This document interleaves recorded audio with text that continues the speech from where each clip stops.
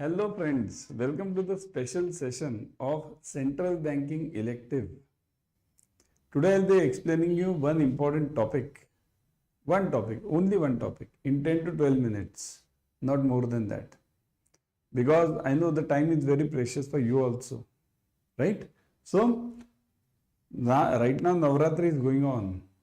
We are going on, see, the goddess of knowledge, Saraswati, is one of the form of the goddess. So let's bow to her and let's start our session. See, 9 days, 9 sessions, 9 special sessions are going on. Follow this series, don't miss this. Every day we are giving you some special sessions. Today's role is role of central banks. Role of central banks. So let's start. The role of central bank as a banker to government gained renewed relevance, particularly during the times of war. See, this is the main point. We always study that role of central bank is what? Banker to the government. But why banker? What do you mean by banker to government?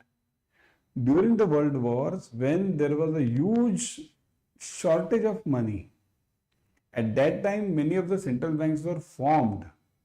At that time. Means specifically you can say that central banks were formed to fund the government only. So that's why this RBI, means not RBI specifically, all the central banks in the world were formed during that time only. You see, general period of formation of all the central banks of the main countries, you will find it during that time only. World War I and World War II, mainly World War II. So funding the government was an important part for the war. And this was basically done for the Britishers. Okay? The current professional thinking, however, is that the role of central bank as a debt manager, in a sense, is conflicting with the core objective of central bank, namely price stability. See, what is the second role of RBI or second role of this central bank, any central bank? One, price stability.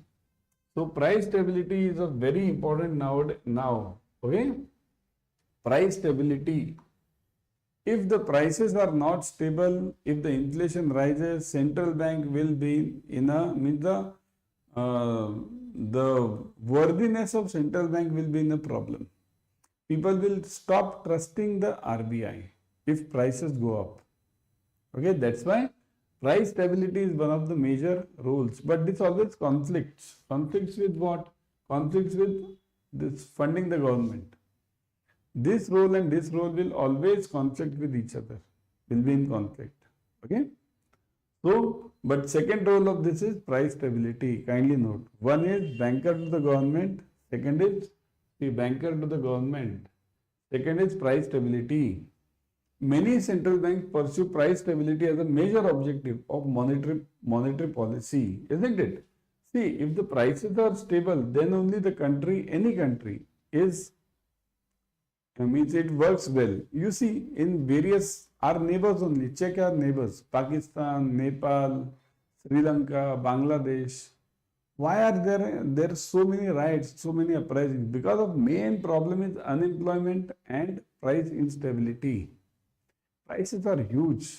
You check the inflation rates over there. Check the inflation rates. Okay? So things are going bad to worse in those countries. But in our country, inflation is around 1.5 CPI and WPI is almost 0. So in our country, this will never happen because people are happy. Even the Gini coefficient, which we have just now I was checking, Gini coefficient is also, the lower the Gini coefficient, the better it is. So we have 0.29, which is one of the best in the world. Okay? So Gini coefficient. That's why price stability is an important part and money is distributed across all the people. It's not that only few are having the money. Gini coefficient will always give you whether the money is distributed across all the people or money is kept in some hands. Okay?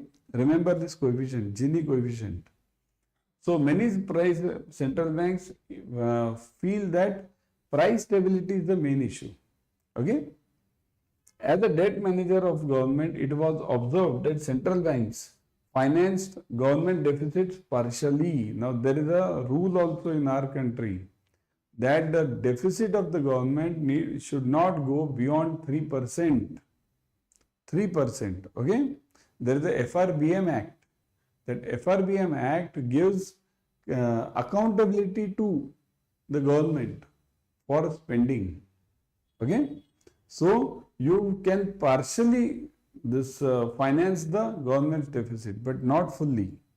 Government has to find the sources from itself. RBI will not finance it. Okay. The process of extending credit to government puts pressure on the monetary policy of the central banks, as they need to create excess money to meet the government needs, right? Same thing is happening in USA right now. Their debt is almost what, 37 trillions now?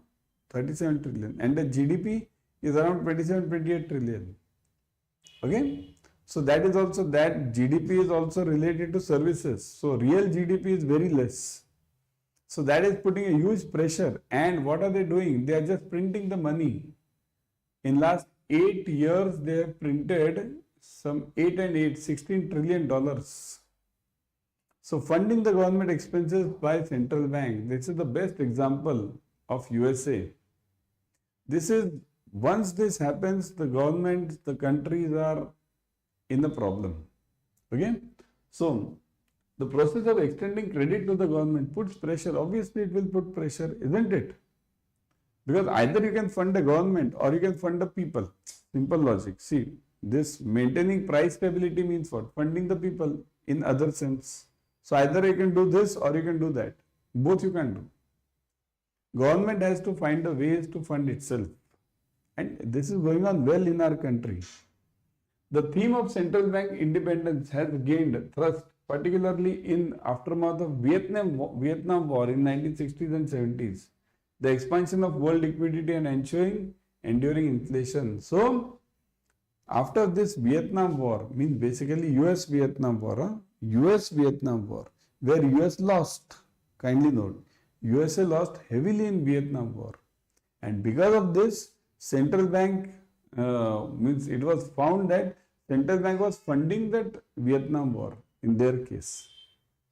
So to remove this blockade means in future also they thought that every war central bank will go on funding. So the autonomy of central bank came into existence over there.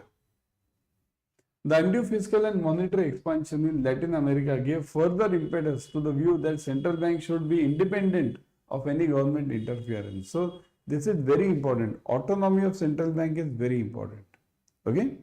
If you have autonomy, then central bank can function. In our country, we have autonomy. Autonomies can be on various angles. Okay, they are functional autonomy, they are financial autonomy. Okay. There are 3 types of autonomies. You will study this in the topic. Another issue relating to central banks is that of its function of regulation and supervision of financial entities. This is one of the another roles. Regulation and supervision of financial entities. Okay. So basically it acts as a regulator of the banks. Not only banks now. Banks, NBFCs, private financial institutions. RBI is the regulator of all now. It's not only the regulator of the bank. This issue arises in the wake of the observation that the roles of regulator and supervisor are divergent, and entrusting these roles to a single authority, namely central bank, could lead to conflict of interest. So regulator also and supervisor also, both the roles are with the same entity. That's why people are saying that these should be separated or what. Not needed. You can have separate departments, right? Okay. And you can have separate checks on RBI also. Why to separate them? The new objective function assigned to the central bank is to focus on the price stability. Say this, price stability, with financial stability as an additional objective. So financial stability and price stability. Price stability means they have to look at the inflation. So inflation means monetary and credit policy. They have to check, RBI has to keep a constant check on CRR and repo. Okay. The core of modern central banking also consists of development of financial markets and instruments. This is an important role of RBI now, central banking.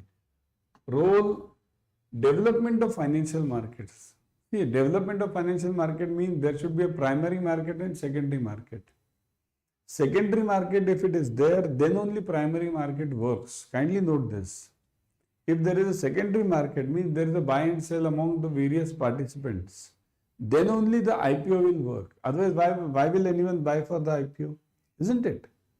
So, markets and instruments, financial regulation and supervision, management of government debt, administration of payment and settlement systems, and maintenance of external value of the currency. So, these are all the roles of RBI now. See this, financial regulation and supervision, already I have explained this. Management of government debt, see this, government means funding to the government. Admin of payment and settlement. So payment and settlement systems, administration means as a sort of a controller or checker, an auditor of payment and settlement systems. Okay, it is also the regulator and it is also the supervisor, both. Okay, of payment and settlement system. Then, and maintenance of external value of currency. This is one of the major roles of RBI. External value of currency means the rupee rate. The rupee rate should not, means not falling or increasing. Okay, it's not that. Otherwise, somebody will say, sir, now the rupee has fallen so much. So, is the RBI inefficient? No. These are the policies done. As far as your inflation is in control and your Gini coefficient is okay, kindly note the rupee value falling or this rising, it is always controlled in some way or the other by the government and the central bank. Okay? So don't immediately jump to the conclusion, if rupee is falling, don't jump to the conclusion that, see, rupee is falling means the country is going down. Nothing. Everything depends on inflation, GDP, or GDP is rising. Okay? Though many central banks have adopted inflation targeting. See, inflation targeting is a main rule. Inflation target, okay, as a core objective and recorded free degree of success. The consensus of inflation targeting as an exclusive central bank mandate remains elusive. This is okay. Inflation target is one of the important roles of RBI, inflation targeting, okay, because you have to control the inflation, only then there will be a growth in any country, otherwise there will be civil riots. So these were some of the important roles and regulations of central banking. To know more, join our central bank paid class which is coming up, okay, which will come up. So join it at the time of exam only. Join the class. The PDF will be given by me, question bank will be given by me. You will clear the paper using the PDF, question bank and my classes. That's it. Okay? Bye everyone and happy Navratri once again.